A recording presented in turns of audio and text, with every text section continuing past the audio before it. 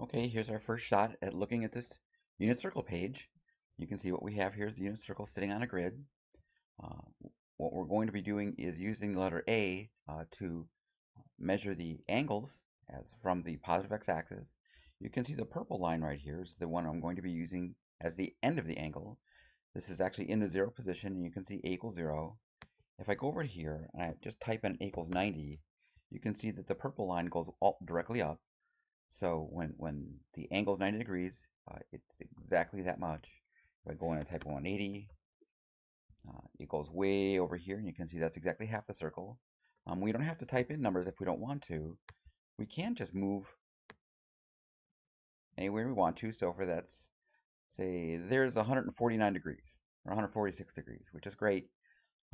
So what we're saying is that from the positive x-axis all the way to this angle that's 146 degrees, it's going to be very, very important to both um, understand that the x and the y coordinates are of fundamental significance there. So every time we do this, I want to make sure we guess at what we think the x and y coordinates are, and then we'll check with Desmos just to make sure. For example, the x values go from 0 to -1 here.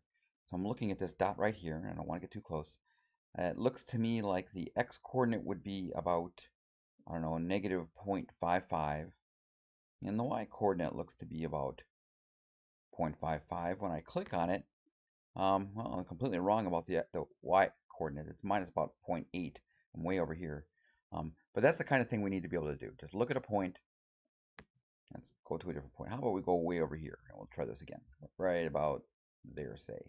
All right. It looks to me at that point, when A is 79 degrees, that the x coordinate looks to be about 0.2. The y coordinate looks like to be about 0.99. It's really close to 1. So I click, and hey, we're pretty close. But that's something you should play with and get used to.